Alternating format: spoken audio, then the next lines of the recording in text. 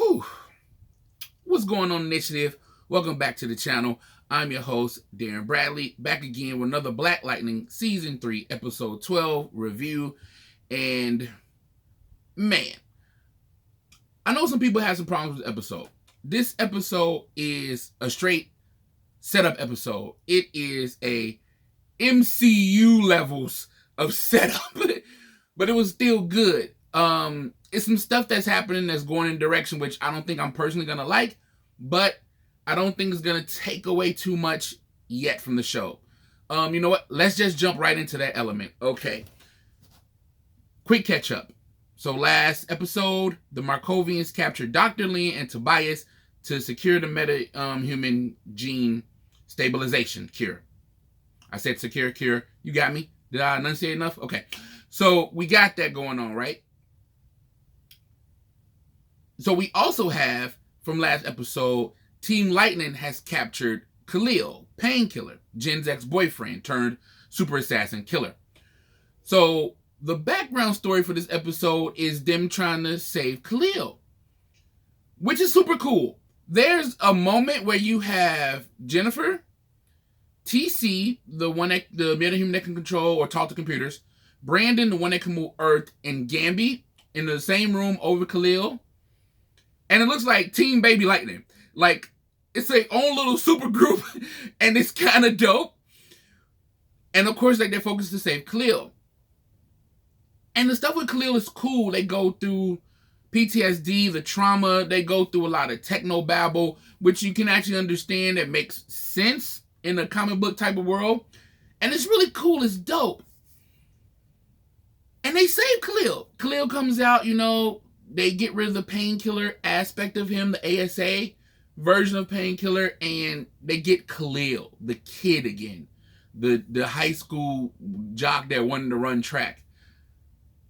But then,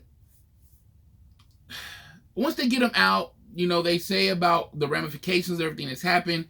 He might be suicidal for all the stuff that's happened in Painkiller because he remembers these things. He's kind of like half robot. That's kind of traumatizing. He's been dead at least twice now. So those are things he has to deal with. And the fact that his powers are so souped up, he can't touch anybody. So he can't be with Jin. He wants to run away. All those things are great. That's character development. It makes sense. So Painkiller gets up leaving saying, I can't be with you, Jin. I'm literally poisoned. And he leaves, you know, Team Lightning's headquarters, you know, Gambi's tailor shop. That's how they end the show. And it's like, ooh, I know what you're trying to do. I think we've talked about this before. I know we have. I know I've mentioned it. In the CW, their demographic is teenagers and teenage girls. It's just that heightened drama, and that's cool. Nothing's wrong with that. But that's why most of the Arrowverse is kind of falling off. This is why ratings are down. Not saying you have to do stuff for comic book geeks like me. There should be a balance, which this episode has. I'm going to get to the balance. It has the balance, but it's also like, that's not how you want to end the show, in my opinion. I don't want to come back to the show for the teen melodrama. I want to come back to the action, the characters. Because again, character development, even in the Khalil portion of the show, is fantastic. TC, Brandon stepping up and just, you know, being Brandon. Being just a cool dude, but like, hey, I know stuff. I'm going to say it. If y'all don't like it, whatever. All good things. But to end the show on the heightened and Jennifer crying, again, I don't know. So, honestly, that's my biggest gripe with the show. So, let's get to the cool stuff. Oh my God.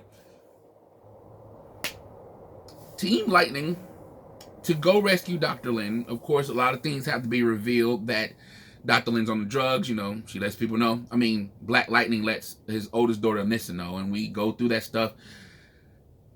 Somebody pointed out in the last episode, the relationship with Nissa and Black Lightning is mad repetitive, that it's her literally just constantly bringing him down. And I get it, and I hope there's a payoff. This episode, she kind of does the same thing, but it doesn't seem like there's a point. Like, Black Lightning knows what's happening. He knows some of the mistakes he's made, Instead of being like, Dad, I got you. First there's an attack, and then there's Dad, I got you. That has to be addressed. It just does. But anyway, positive stuff. Sorry. Team Lightning.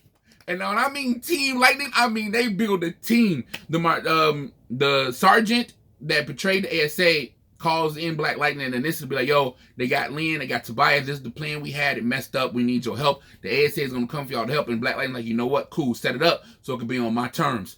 Really dope. Black Lightning thinking. They showing Black Lightning thinking.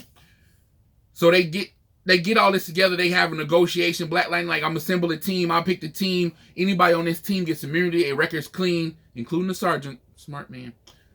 We're going to Markovia to get Lynn, Tobias, and Jace. And the thing that's important about getting Jace, because remember, Brandon's mom was killed by Jace. So Brandon is in. Brandon joins Team Lightning. I don't want to say officially, but the boy is down. So let me just run this down. Oh boy, I love this. The assembling of the team. Black Lightning, Anissa, Jennifer, Grace. Yes, Grace, the shapeshifter, Anissa's girlfriend, on the team, showing her fighting skills and her abilities. She's down. Brandon, Earth Mover. So that's 5 metahumans right there. And just for the hell of it, we throw in Gamby.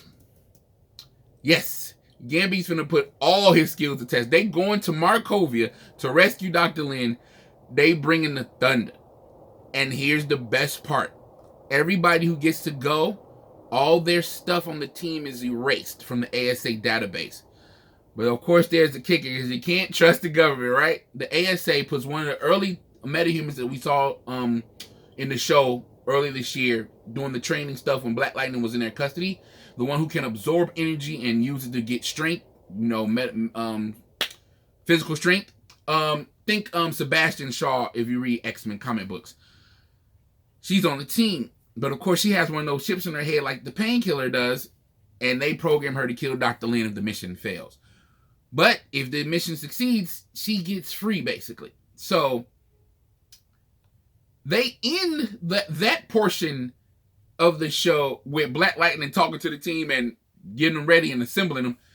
But then, of course, we go back to the Painkiller stuff. And that's what I'm talking about with the CW. End on that.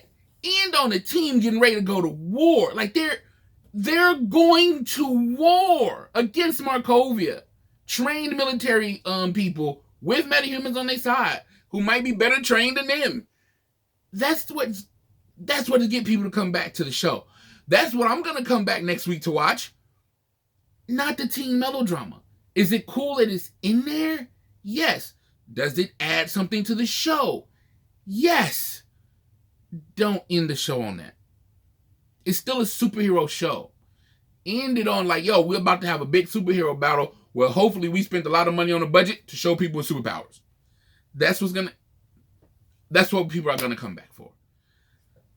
Okay? That's it. Like I said, this is a quick one. This is a setup episode. There's not much to talk about. There's one more thing. Dr. Lynn shows a lot of personality when she's coming down from her drug high. Just a lot. Maybe keep her personality when she's off the drugs, because I kind of liked her now, being all feisty and angry and just meh. But it's because she's having withdrawal symptoms. That's not good character development, but y'all can do better. Keep that energy when she's off the green light, okay? Other than that, like I said, setup episode. Can't wait for next week's. So yeah, once again, I saw a superhero. He was black. He said this is for the streets. Black Lightning is back and getting ready to go to war. Peace.